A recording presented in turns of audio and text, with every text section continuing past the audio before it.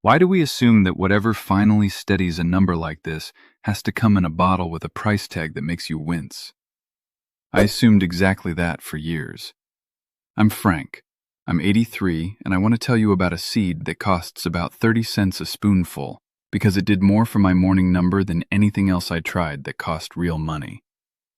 I still balance my own checkbook, still play cards with the same 3 men I've played with for 2 decades, and I drove myself to a funeral 3 states away last spring without a second thought about whether my body could handle the trip. That kind of steadiness isn't something I take for granted anymore. For a long stretch in my late 70s, none of that felt guaranteed. My fasting number sat in the 150s and 160s most mornings, no matter what I did the day before. I ate carefully, I took my metformin on schedule, I walked, and the number stayed exactly where it wanted to be, like my effort was a suggestion it was free to ignore. If you've ever done the responsible thing over and over and gotten nothing back you could point to, you know the particular exhaustion I mean. Not the tiredness of failure, the tiredness of trying honestly and watching it not matter. A woman wrote to me once, "I've done it all for years and I'm still diabetic." And I understood that sentence completely, because I'd lived inside it myself for longer than I wanted to admit. Underneath that exhaustion was something quieter, a fear that my body had simply stopped listening to me, the way an old friend stops returning calls. That fear sat with me most mornings, right alongside the number on the meter, and it got heavier with each year that passed without anything changing. I'd tried a few supplements before this, the kind that show up in glossy ads promising a specific number of points off your A1C. I spent real money on 2 of them over about a year and a half, and neither one moved anything I could measure. It soured me, honestly, on the whole category, which is part of why I almost didn't bother looking any further when I first read about something as plain as a soaked seed. My doctor did what she could with the time she had, which wasn't much, 8 minutes twice a year. Enough to adjust a dose, not enough to explain what was happening to me overnight, while I slept and had no say in it. So I went looking myself, and what I found reframed the whole problem. Here's what researchers who study aging and metabolism have documented. Your liver releases stored glucose overnight on its own schedule to keep your brain fueled until breakfast. That's normal function. But as insulin resistance builds, which tends to happen more with age, that overnight release gets larger, and clearing it slows down. It's called the dawn phenomenon, and once I understood it, I stopped blaming my dinner for a process my liver was running on its own timetable at 3 in the morning. That understanding mattered. But understanding a mechanism doesn't move a number by itself.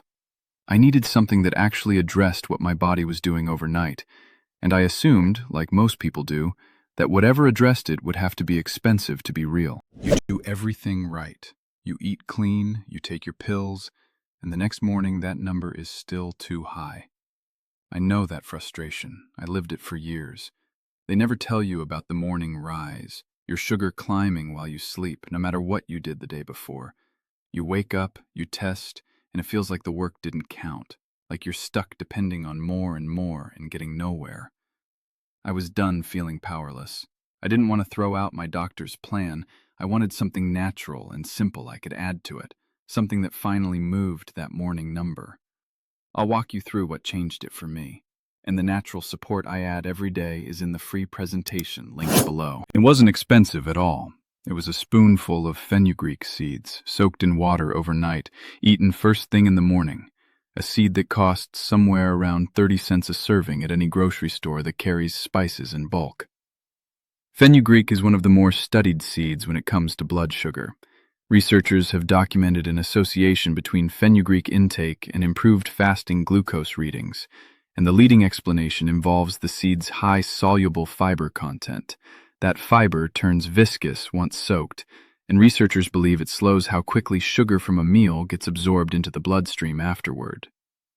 Soaking the seeds overnight isn't just tradition. It softens them and starts releasing that fiber before you even eat them, so your body has an easier time using it right away. I want to be honest about the first 2 weeks. I didn't notice much.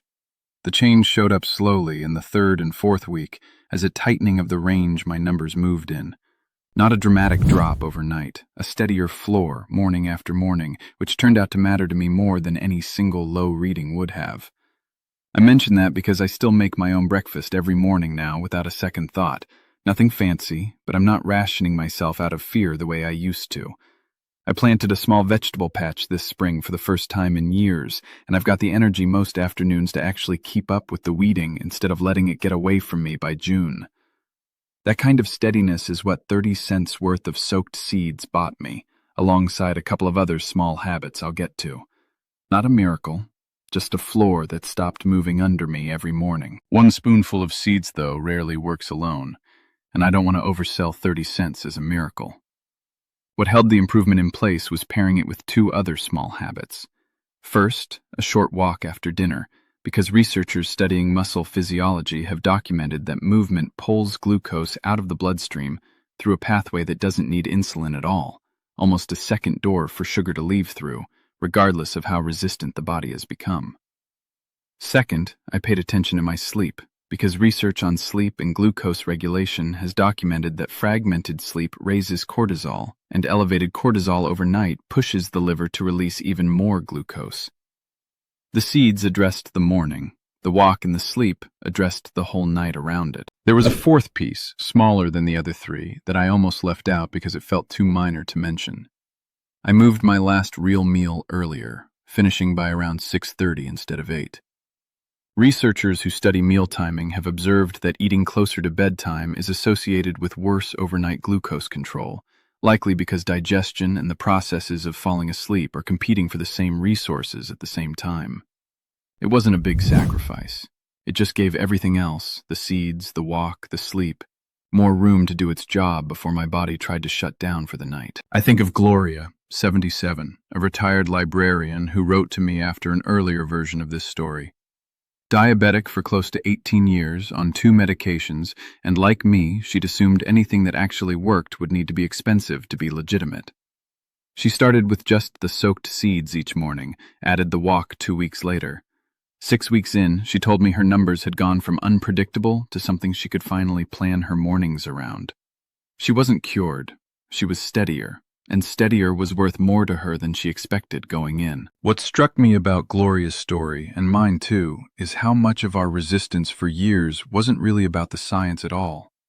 It was a quiet assumption that anything real had to cost real money. We'd both spent time and savings chasing options that promised more than a seed ever did, and gotten less in return. There's something almost freeing about learning the thing that actually helped was sitting in the bulk spice aisle the whole time, for less than the price of a cup of coffee. If you watched this whole thing, you're not the type who gives up. You're the type who keeps looking for a real answer. So let me be straight with you. The morning number isn't your fault, and it isn't just diabetes. It's the dawn rise, and it responds to the right daily habits. The goal was never to quit your treatment. It was to support it naturally so you finally see that number move and feel in control again. Alongside the steps I showed you, I take a simple, natural support every day to help keep my blood sugar in a healthy range. Affordable, easy, and it works with my doctor's plan, not against it. The free presentation is in the description below. Go see it for yourself. And keep your doctor in the loop. This is support, not a replacement. I think about the difference between the people my age who found some peace with this and the ones who didn't. And it was never about who spent the most money chasing an answer. It was about who finally paid attention to the quiet, unglamorous hours between the last bite of dinner and the first light of morning. The hours where the whole outcome gets decided while you're asleep and can't argue with it. Always talk with your doctor before changing your routine or your medication, especially if you're already taking something for your blood sugar, and especially if you're on any medication that lowers it further, since combining approaches without guidance can matter more than people assume. What I've described here is meant to work alongside your treatment, never in place of it. If you've ever assumed that only the expensive option could actually work, tell me in the comments. I'd like to know if a 30-cent seed sounds as unlikely to you as it did to me at first.